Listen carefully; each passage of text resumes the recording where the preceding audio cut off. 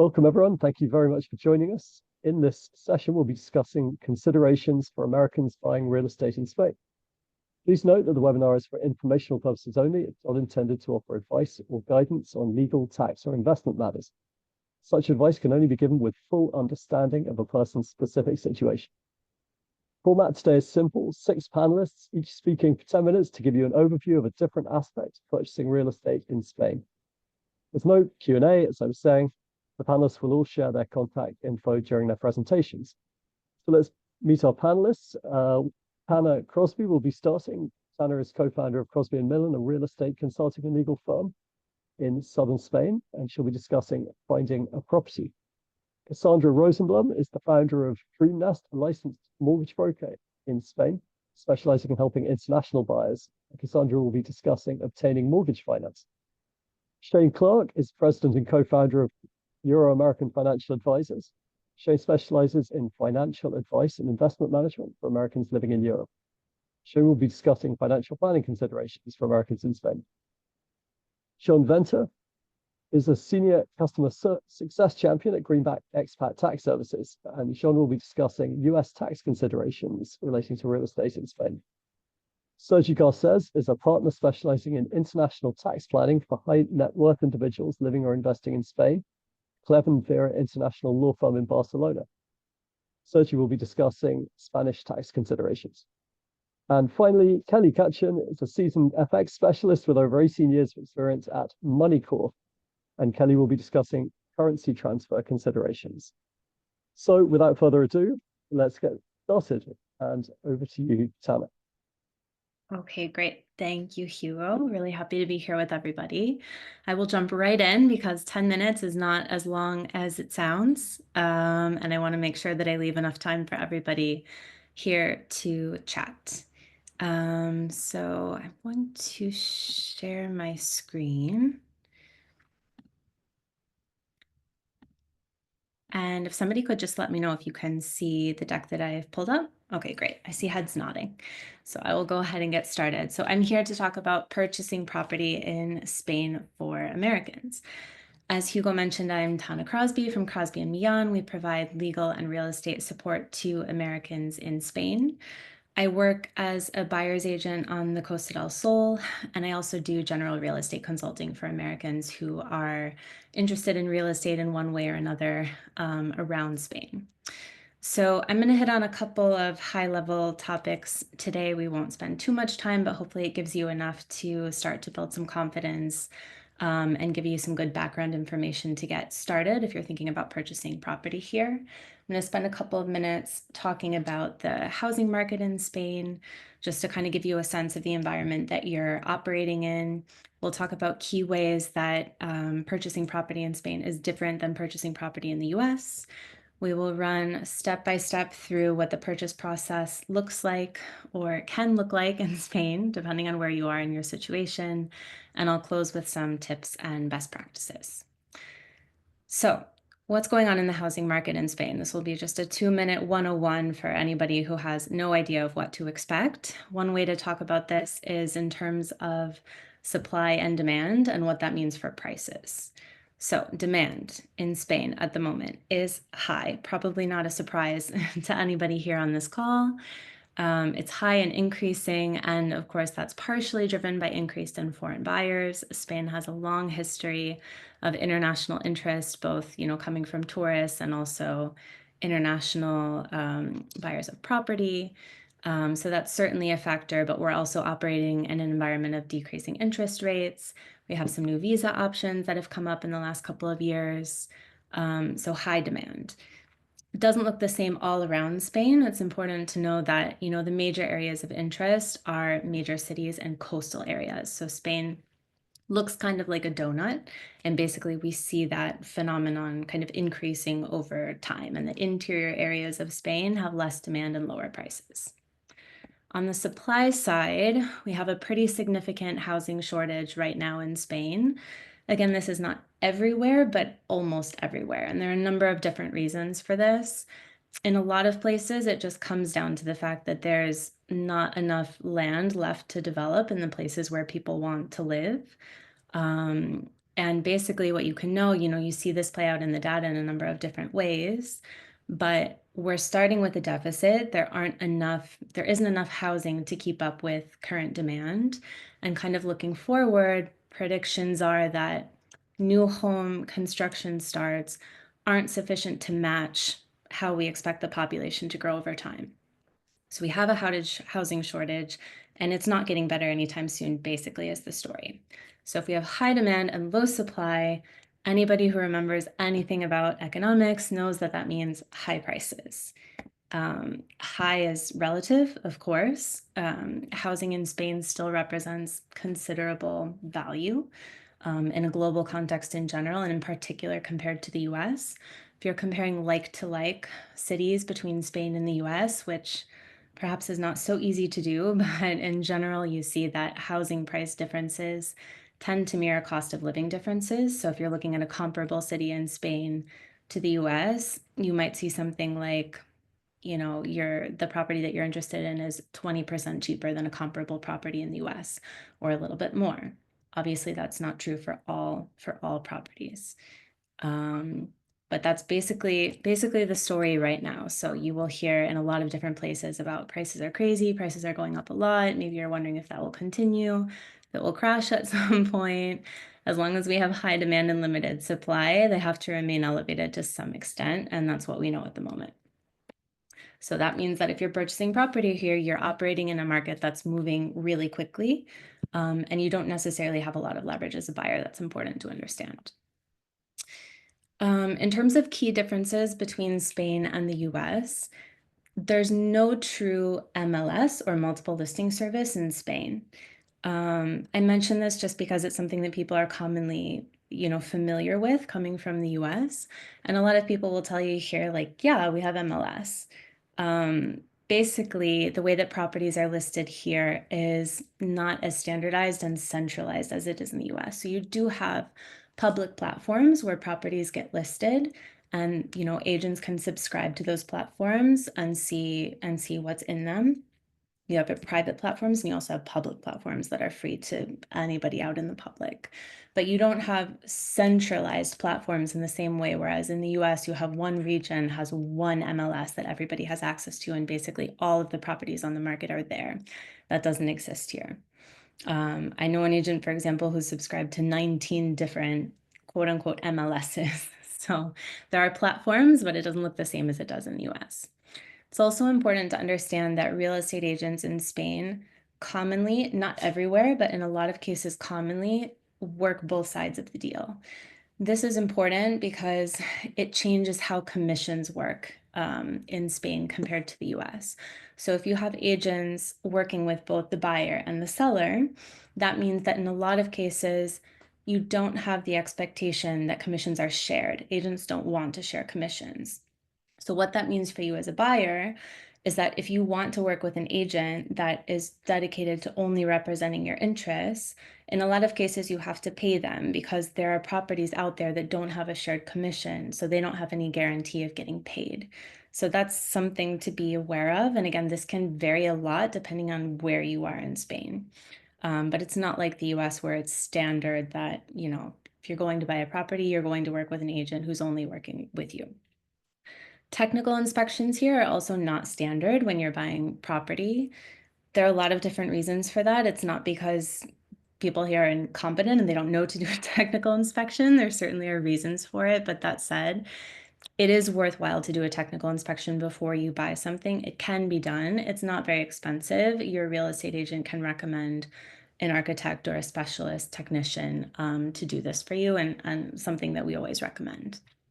The contract process here is also more fluid than it is in the US. All you have to know basically is that, this is one reason it can be really helpful to work with a lawyer. You don't have like in the US where it goes state by state. Every state has their set of contracts and they all look the same no matter what property you're purchasing or what situation you're in. Here, there's some rules around what certain contracts need to include or not include, or cover or not cover, but it's going to look different depending on your situation. So it can be a little bit more difficult to navigate. Notario versus notary. The only thing to know here is that The notario is a figure that will be important for you when you're purchasing property. They will oversee everything that happens when you're signing the purchase deed. And it's not the same as a notary in the US, which is basically witnessing signatures. This is a figure that's highly educated, very sophisticated. They're really there to help make sure the process goes smoothly and they know what they're doing. And that step of the process has to be done in front of a notario. Title companies are also less common in Spain. This is sometimes surprising. That's basically because title companies in the US do some things that basically become redundant in Spain because of the way that information is organized in property registries. So they do exist here. They're not as useful as they are in the US. Some of what they do is covered again by the way the information is organized here, and anything that is not covered can be done by your lawyer. Taxes are higher on an upfront basis. They're actually lower, generally speaking, on an ongoing basis. Your annual property taxes should be lower, but upfront, you should expect to pay somewhere between 6 to 10% usually, depending on the type of property you're buying and where you're buying it. And the other thing to be aware of is that the buyer typically pays the majority of transaction costs. In terms of what the purchase process looks like, I won't spend a lot of time here because I think I've used most of my 10 minutes already, but basically what you can know is that you'll have to cover a lot of the same steps that you would by purchasing property anywhere. The format looks a little bit different. You obviously have to, get clear on your budget and your goals. Part of that is getting pre-approval for a mortgage. If you're using financing, we're going to hear from a mortgage broker, I think next. For the property search, if you're working with an agent, that's great. They'll be able to manage everything for you. And if you're working with yourself, by yourself, there are some public platforms you can use. I would recommend Idealista to start, although it's not perfect. What I want to cover here is, after you've made an offer, a lot of people will try to get you to sign a reservation agreement right away. A reservation agreement is basically where you put down a chunk of money for them to take the property off the market while you finish kind of doing your homework or your due diligence. We always recommend our clients to do as much due diligence as they can before putting any money down on the property. There's no reason not to do that. It's basically just a game. If you feel like you want to put money down to take it off the market because the market is tight, like we talked about, by all means do that. But there are a lot of really quick checks that you can do before you sign the reservation agreement. There's really no reason not to do them. Due diligence, I mean legal due diligence with your lawyer, and physical due diligence, doing a technical inspection on the property. The reservation agreement is not required. You can skip that if you want to. The next step would be the heiress contract, where you put down usually 10% of the sale price. That's important because at that point, if you back out, you lose the 10% you put down. If the seller backs out, they have to pay you twice that. So things are pretty secure at that point, if not final. And after that, you're finalizing the sale again in front of the notario and completing your post-sales tasks. I think I could basically stop there. This is really just a recap of everything that we've covered. I'll just say, it's important to choose your team well. That's probably the best thing you can do. We have a lot of people already on this call who can help you with that process. Open your bank account early if you can. Get it set up with a currency exchange provider. And don't forget, when you are setting up your budget, you should really have 10 or 15% built in for taxes and fees. I will stop there. And I think that we have Cassandra up next.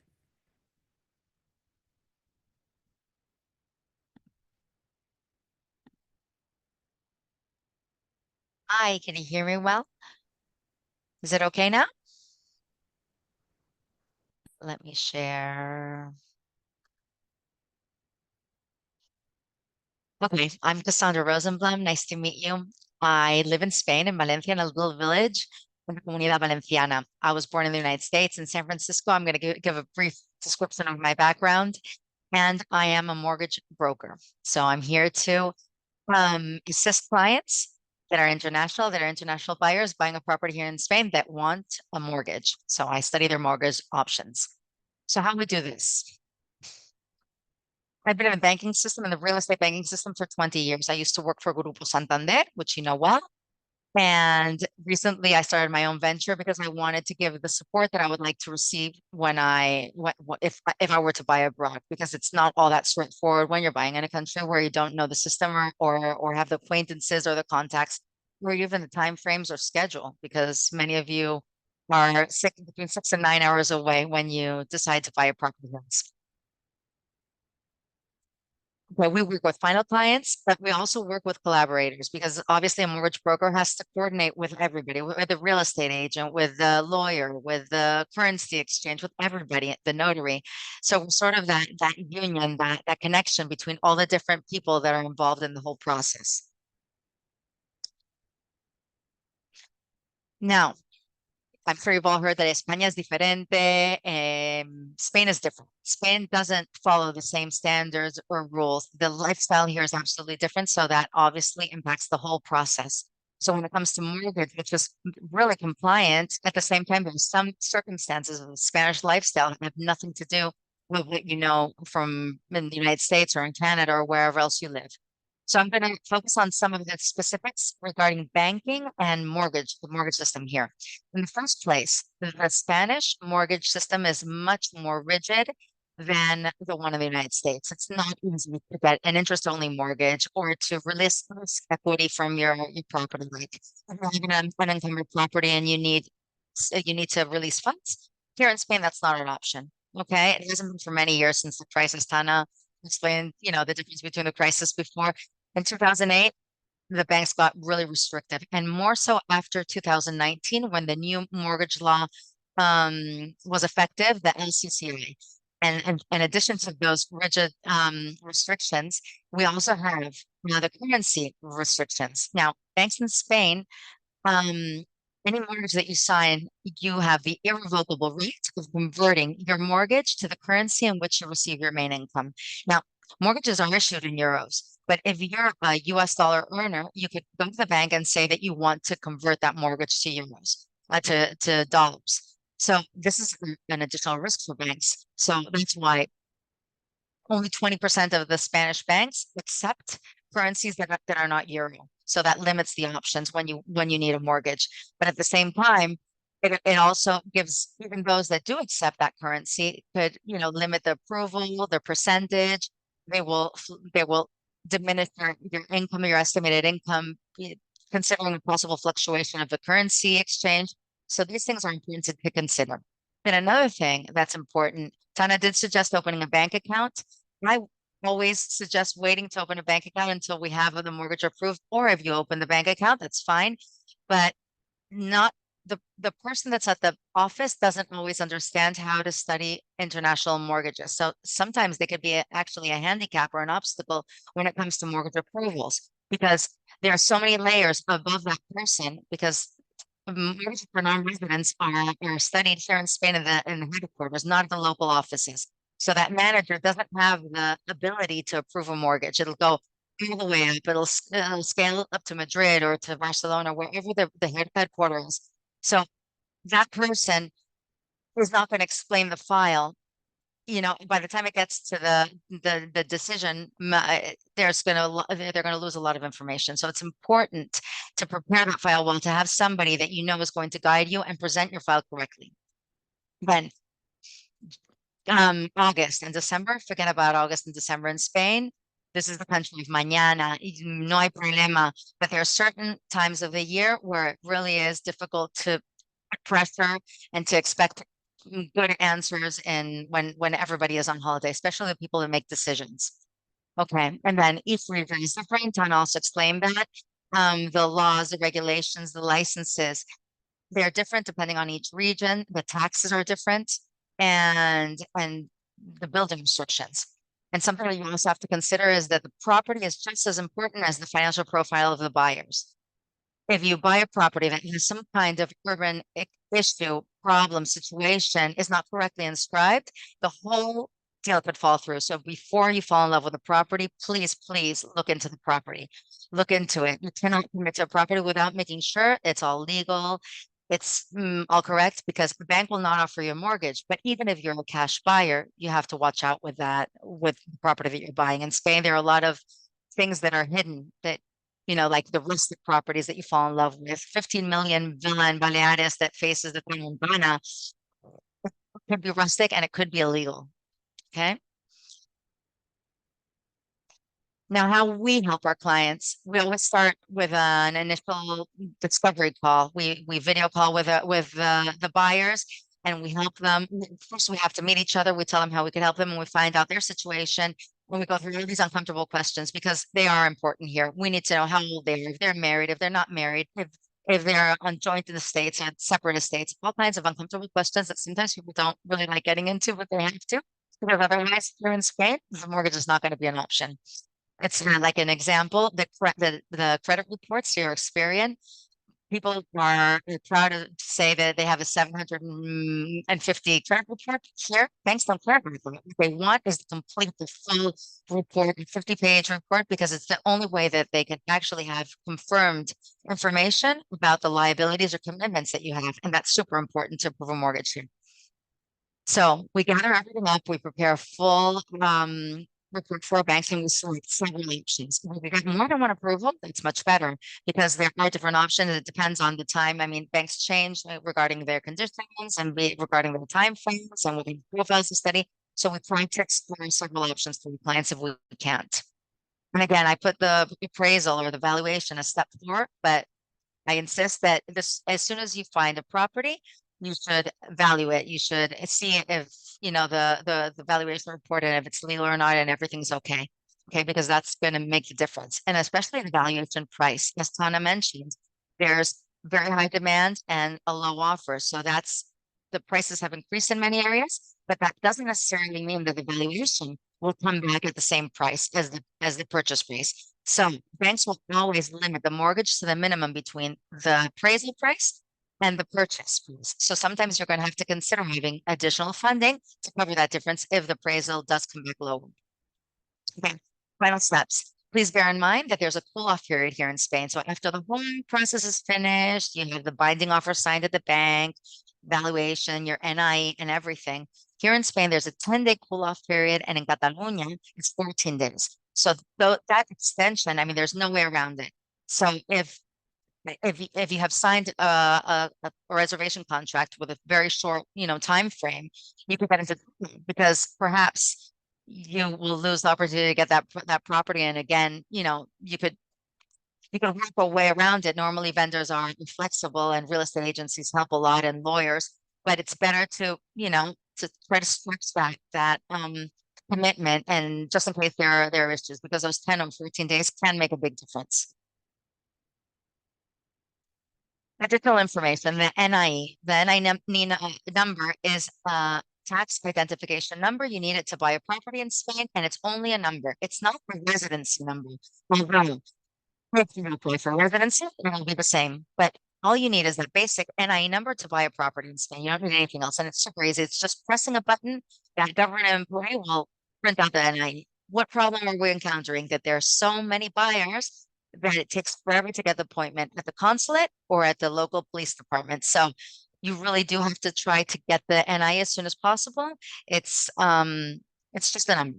But the sooner you start, the better, because many people have their property selected and the mortgage approved before they even have that NIE. There are ways around it. There's what they call a provisional NIF that some banks accept, some notaries accept, but it's not the best option. So if you need more information about it, you can contact me. And as Tana mentioned, the property tax is expensive in Spain. The minimum is in Madrid at 6%. We could go all the way up to 13%, although that's for really high value properties in some locations. But the average is more or less at 10%. So you do have to consider, on top of that purchase price that property price that you see published, to add between a 10 and a 15% as my colleague mentioned before already.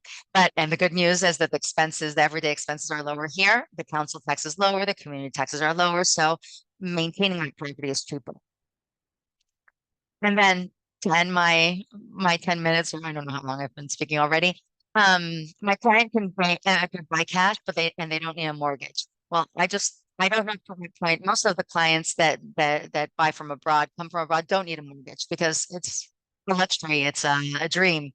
But mortgages here are cheap. They cost anywhere between a 2.5% interest rate and a 4% at the most, which is half the price that they would be paying in the United States. And again, going back to the rigid system, if they want to release equity from an unencumbered property here in Spain, they're not going to be able to do that in the future. So it's better to put the risk initially on the property in Spain when they can get the mortgage. And if in the future they want to cancel it, they could always, repay early because they're not going to have any problem repaying that mortgage at any time. Mortgages here in Spain go up to 30 years, although the average is 25 years, but if they are limited to 75-year cap of when the mortgage matures and the oldest of the applicants. Therefore, somebody that's 65 can only apply for a 10-year mortgage. Somebody that's 50 can apply for a 25-year mortgage. Okay, so keeping cash liquid gives you more freedom. So it's good to consider and explore the options. Then obviously it's up to you. And here is I reached my end, the end of my speech.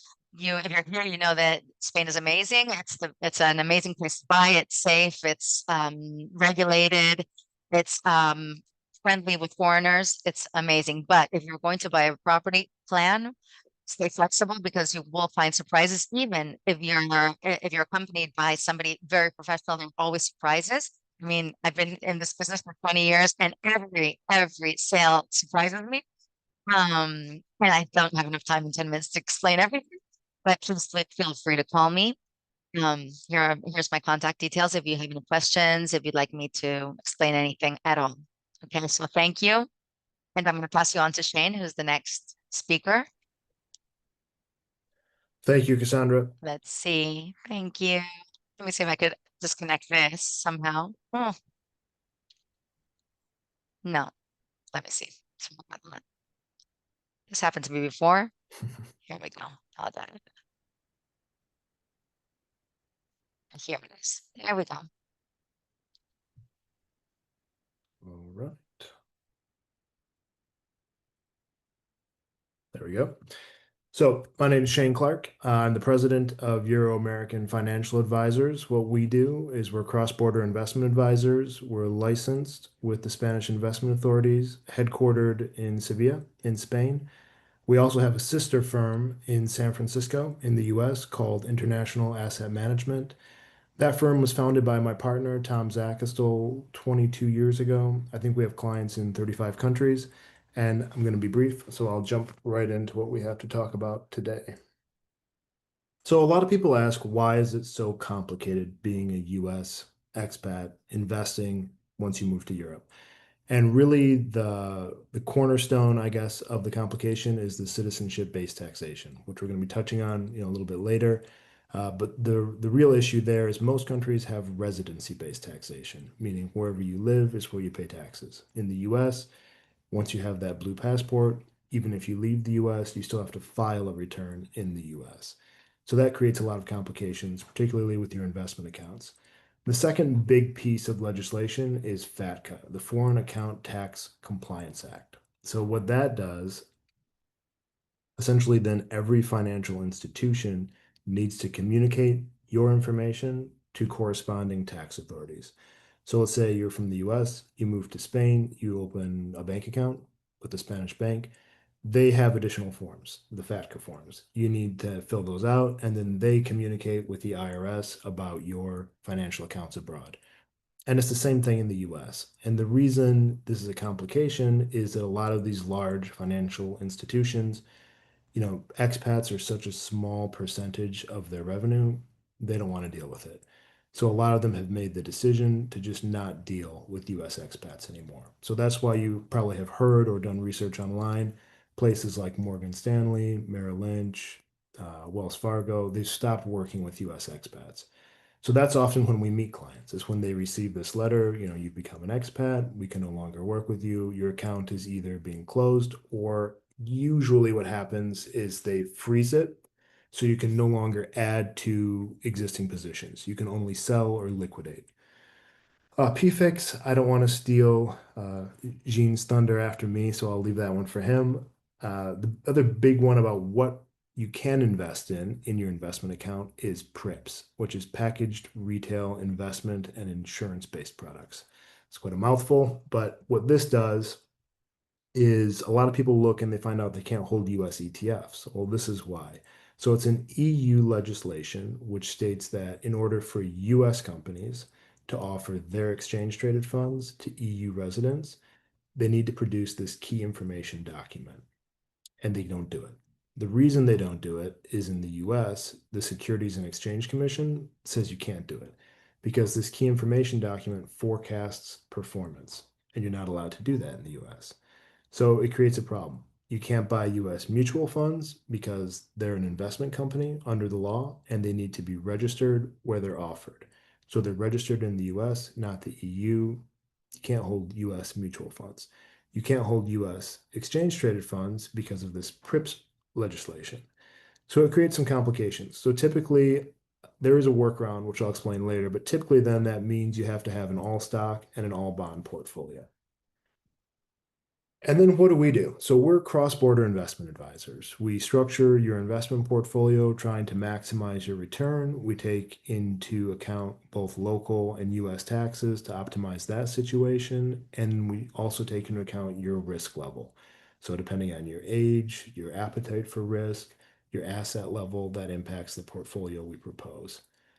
We also coordinate with your financial team. So with some of the people on the call today, we work with to make sure that we're structuring your investment portfolio in a way that optimizes your Spanish tax returns. So if you're living off of passive income, how that income is generated might impact how much you have to pay in taxes in Spain. And then the reason we're good at what we do is we have beneficial knowledge from doing this for a number of years.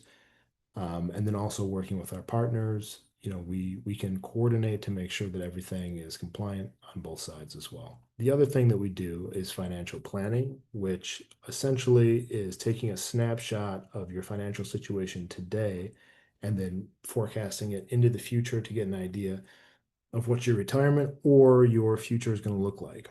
So that's the next thing I want to talk about. The other thing is my partner in the US, Tom, and I both have financial planning designations. So I have the European Financial Planning designation, which covers a variety of topics, but it's one of the good designations to look for in terms of optimizing taxes and being compliant in the EU. And he has the one in the US, the CFP. So we're both expats ourselves. We've been doing this for a number of years, and we can passport to 11 different countries in the EU. But something else we do before you move is we look at what we consider like an expat checklist. So there's lots of things, people often ask me, have I forgotten anything before, before I move abroad? The answer is almost always yes. So we go through a checklist to look at, okay, do you have the right visa? Is there a better tax, situation that you can get on? Is there insurance you need to buy? Do you have a house? How's that going to be treated before and after you move? So we look at all those issues just after you move. There's different issues, and then there's ongoing issues. So we try to, keep an eye on all these types of situations so you don't have any kind of negative surprises down the line.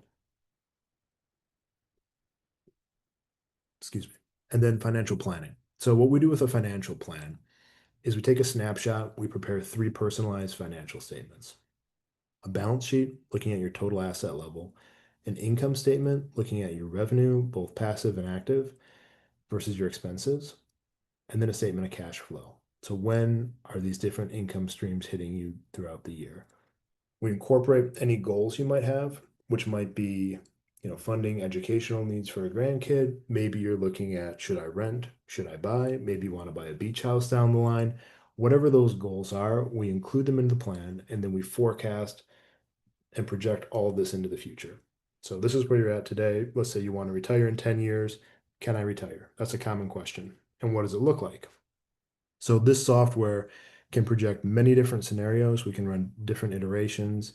Typically, it runs, 1,000 different iterations about what could happen in the stock market, and then we get a probability tied to the end scenario. So, for example, with a 92% success rate, you'll be able to successfully retire and meet all of these goals that you outlined in the plan.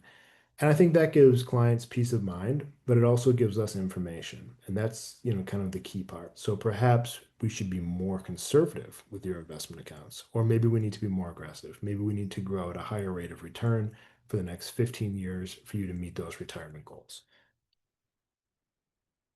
And then custody, that's another big issue for people. As I said at the beginning, a lot of these US brokers and custodians won't work with you once you become an expat. So then you have limited options. We have a partnership with two custodians in the US. Interactive Brokers is one, Charles Schwab is the other, and there's benefits to each. But in general, if you have accounts like IRAs, 401ks, Roth IRAs, those need to stay in the US. Otherwise, there's going to be tax consequences of moving them abroad. But if you have a brokerage account, a normal account, you can move that abroad, and there's a few options there. In Spain, we have a partnership with Banco Sabadell, where you can custody your assets there. There's then questions about tax reporting forms, both for the US and Spain. In Spain, for example, if you custody assets in Spain, you don't have to fill out the Form 720, which is nice. I'm sure Sergio will mention that. And then there's a cost factor. So the US, for whatever your opinions are on what's going on in the world today, it is a very efficient financial system. So the cost is generally much lower for trading, custody, management, funds in the US versus the EU. So we tend to, use our partners in the US where we can. There is one consideration, diversifying away from the US financial system. So we've had a lot of calls recently. People want to get their money out of the US. So there are some options there, but you need to be very careful. And then tax reporting, when you file your US taxes every year, it's very important to have a 1099 for taxable accounts that segments the account in a clear way for filing your US taxes. So working with the US custodian is quite important there. Safety, US accounts have SIPC insurance up to 500,000 per account. So if there was to be another financial crisis, it's nice to have that peace of mind that your assets are secure at least up to that amount. Whereas, Interactive Brokers in Ireland, I believe the insurance is 22,000 per account. And then if you ever get audited by the IRS, you want to have all the appropriate forms you need to defend your audit. Currency, I don't want to talk too much about this, as I know Kelly's going to talk about it later. But from a portfolio management standpoint, if all of your money is in US dollars and all of your expenses are in euros, that's a currency risk. And that's something we need to account for, which we do manage actively. There's two different ways you can do it: directly by owning euro-denominated positions, so European stocks, European bonds, or indirectly, where you still own European positions, but they're traded through a US exchange traded fund, which we can own US exchange traded funds as an institution. So you can't own them as a retail investor if you open an account yourself with Charles Schwab.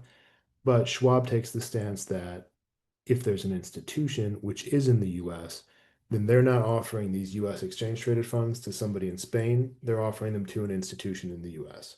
So it's a little bit of a loophole to still own the US ETFs.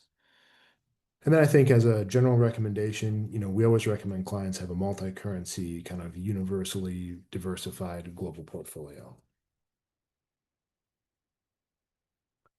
Wrapping up here, I think it's important to look at what instruments you can own. You don't want to buy foreign mutual funds, foreign exchange traded funds. You want to make sure that you're not buying something that's going to create a problem for your US returns. You want to be diversified globally, especially for currency risk.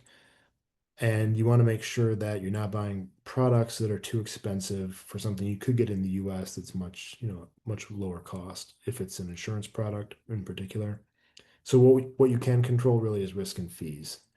And what we try to do is implement a tax management strategy that optimizes your taxes, both in this case in Spain and then in the US. And one quick slide on real estate. If you're moving currencies, you should work with Kelly. She's going to give you a good deal. If you go through a bank, typically we tend to say it's 3% of the total of the, if you need to move $500,000, typically going to take around 3% of that. If you work with a currency broker, it's much better. And if you're looking to buy a property, you need to consider, is this an investment or is it a home? If it's an investment, we need to treat it like any other investment. So we need to look at risk versus return, and we need to look at what are your alternatives. And that's something that we do, with clients in-house. And then, don't panic. I think moving to Spain is a lifestyle choice. You're doing it for a lot of reasons other than finances, other than visas, all these other issues. If you work with professionals, we can handle some of that burden for you. So here's my contact information, and thank you again. I'll hand it over to Jean now.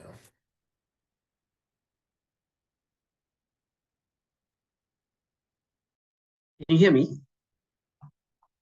Wonderful. Thank you so much for that, Shane. Wonderful points made as well. So welcome everybody, and hi, my name's Jean.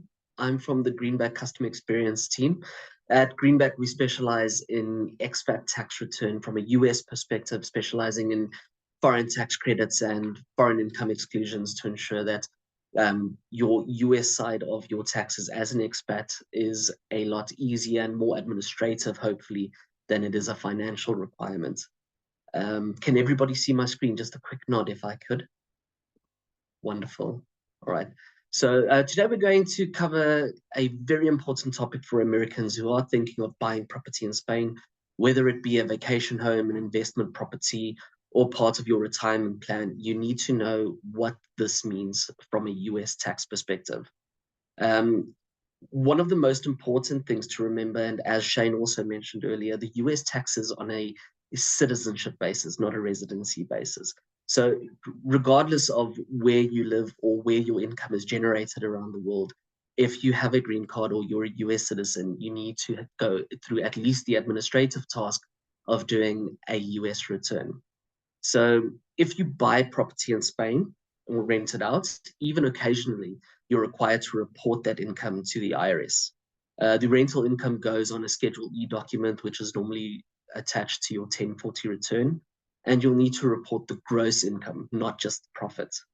The good news is that you can deduct eligible expenses, things like mortgage interests, property taxes, maintenance, insurance, and depreciation from that.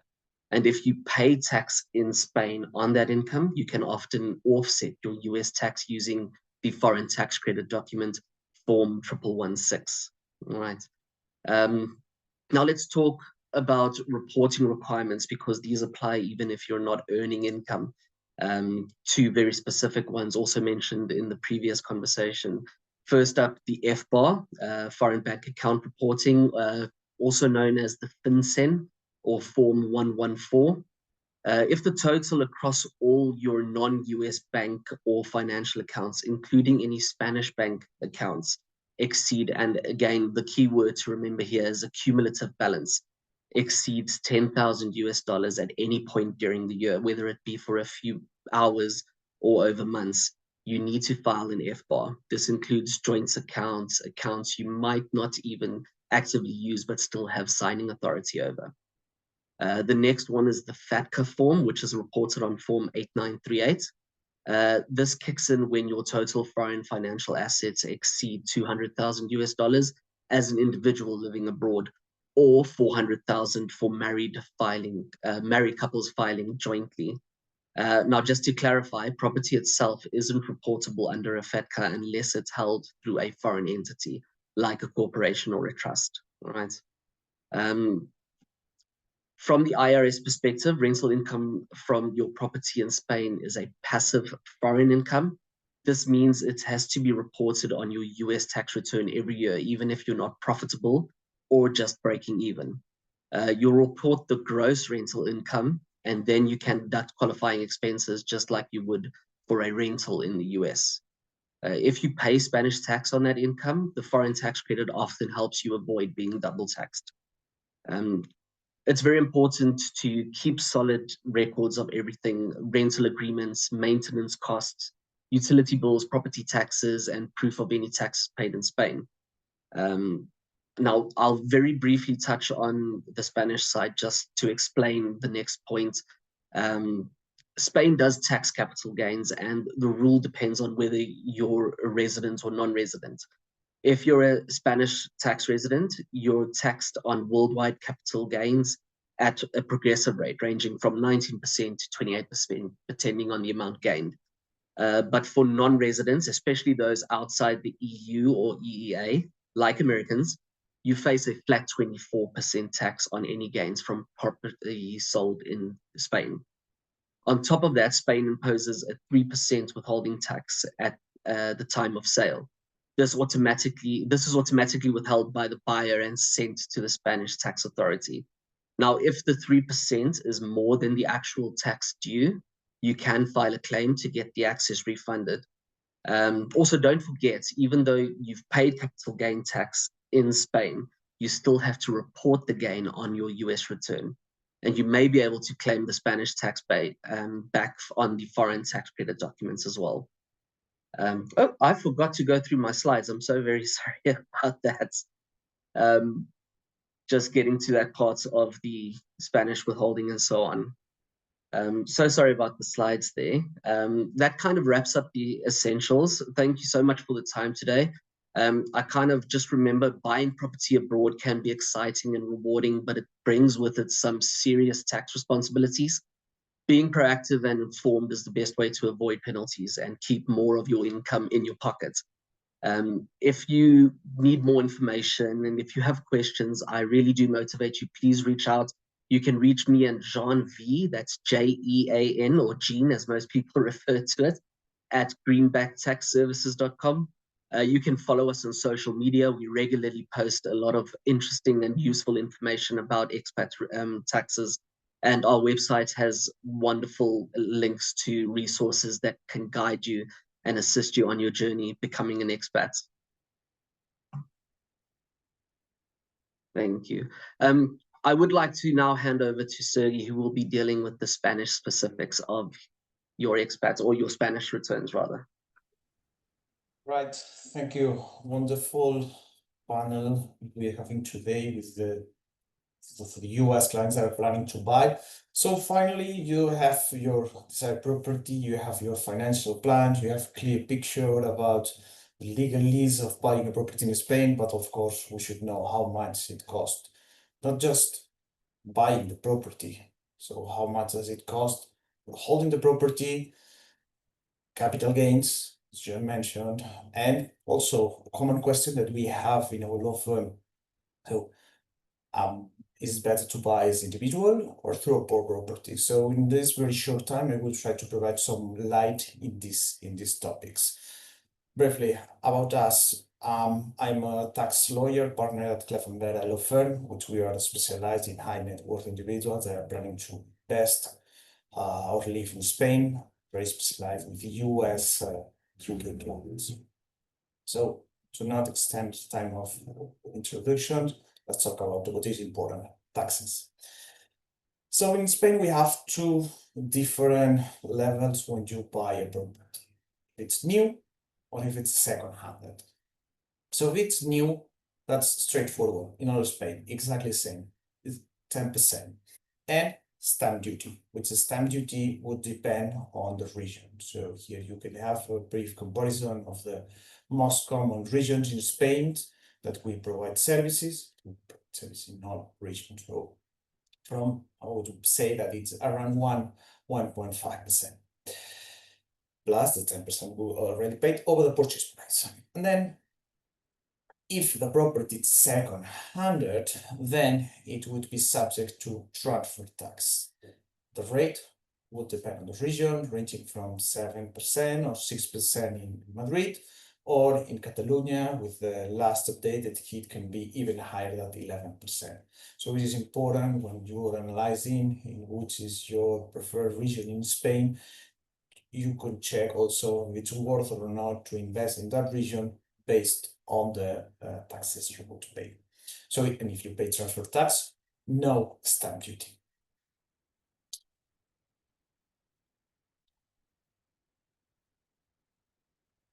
Holding a property. So if you have, if you hold a property, you should analyze if you are tax resident or if you are not resident. If the buyer is tax resident in Spain, then they would be subject to income tax on the main property tax, but they could pay wealth tax if their global assets, the value of the global assets is over 1 million, depending on the region, or 700,000. Or if you bought your apartment in Spain, you were tax resident, to be deemed your second property, knowing at your disposal, knowing that Spain applies a deemed income over the property. Important to know when I become a Spanish tax resident. So in Spain, we have 4 situations by which you are a Spanish tax resident. I mean 4, but at the very end, for US citizens, that's 3. So the most well-known, you would be a Spanish tax resident if you are living in Spain 183 days during the calendar year. So that's 6 months plus 1 day. You could also be the tax resident if your main source of income and assets are in Spain, and can also be times if your spouse and or kids are deemed tax resident in Spain. So just for holding a property, it doesn't lead to a Spanish tax resident. However, for US citizens that you are always tax resident in the US, holding a property in Spain, if you decide to not become tax resident in Spain, might increase your connection to Spain, and then the tiebreaker rules, the double tax treaty between Spain and the US, could fall into Spain. So be careful in this situation. For the ones that they hold their property as a main property, no income tax. However, if it's a second property that it's at your disposal, it will trigger a deemed income amounting to 1.1% or 2% of the cadastral value. Cadastral value, it is set by the cadastre, and it would be very low, but that could increase your overall taxes. And if it's rented out, if it's a short term, it's less than a year, incomes, less expense, less depreciation. Expense, any expense connected to the rental.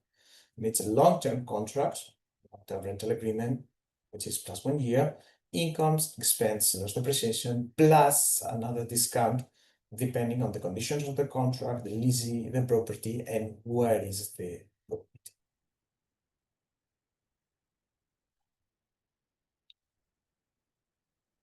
Spanish tax residents, they are subject to wealth tax, as I mentioned. So, knowing that if their global assets are above 700,000, they would pay wealth tax, considering an exemption of up to 300,000 for the main property if it's theory dwelling. And the exemption applies to each of the holders. So if you decide to buy the property to two individuals, and for these 2 individuals, it could be the main dwelling, so you would have an exemption of 600 instead of 300. So it is part of the tax planning, deciding whether to buy as individual or with your spouse or your partner. Knowing that the wealth tax would range from 0.2% to 3.5% of your taxable global net wealth.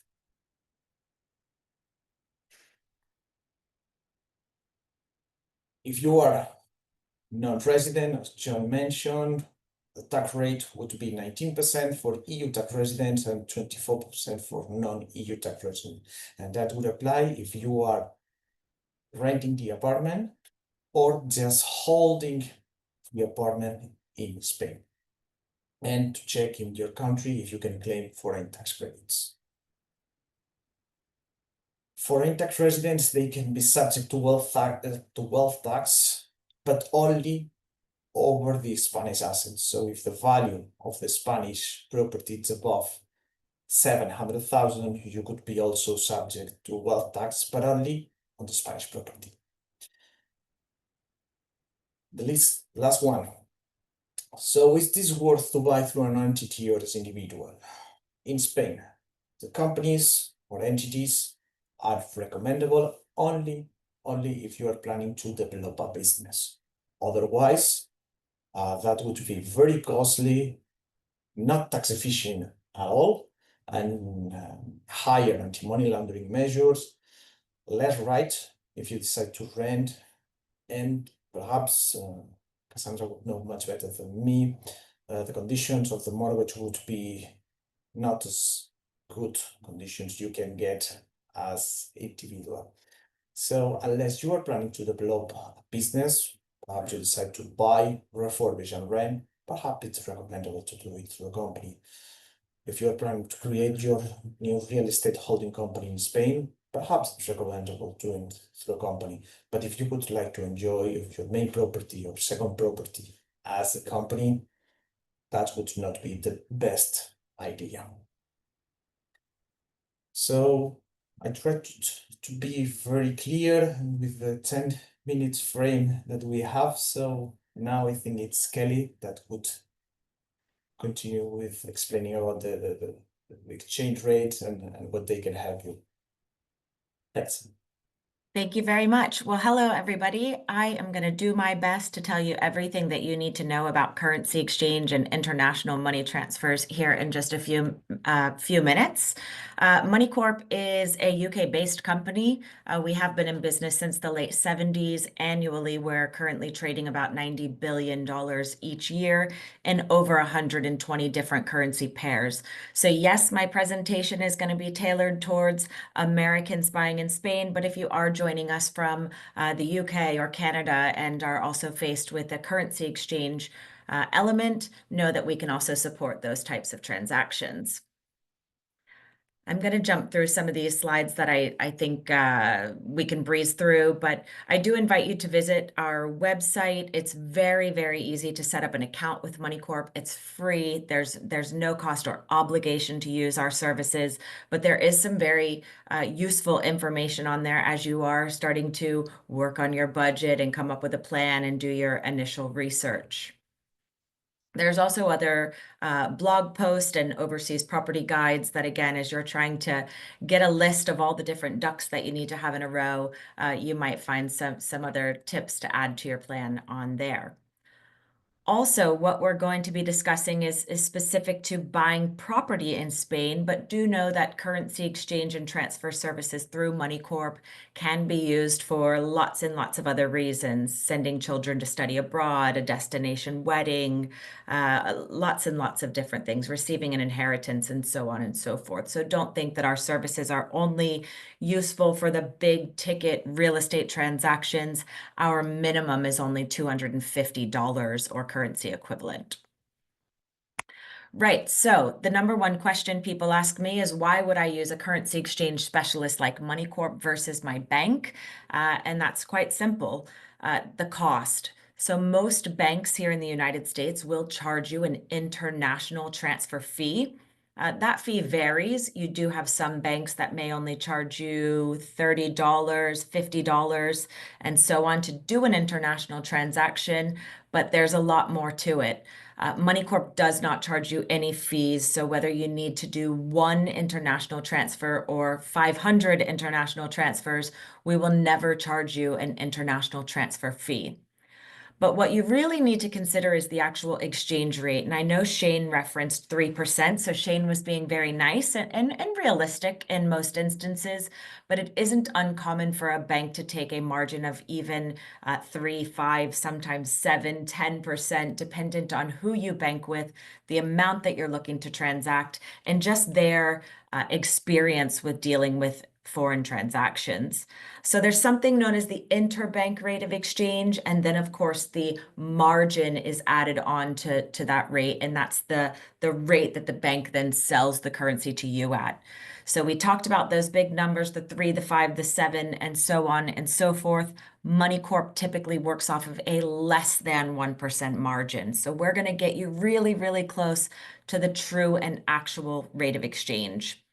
And of course, the last thing to consider is that when you're using your bank, you just call them on the day that you need to do the transaction and you execute the transfer, and then you're just simply subject to the rate on that day. Where we want to work with you throughout your journey, whether you're 3, 6 months out, or even 1 year to 2 years out, to start to kind of monitor the exchange rate on your behalf, to give you the personal expert guidance. We can help you to target rates of exchange and just help make sure that you're converting currency at the best possible time at the best possible exchange rate. I want to jump forward to some slides to give you some examples here. So in this instance, we have Emily. Emily is from the US. She's buying a property in Spain for 500,000 euros.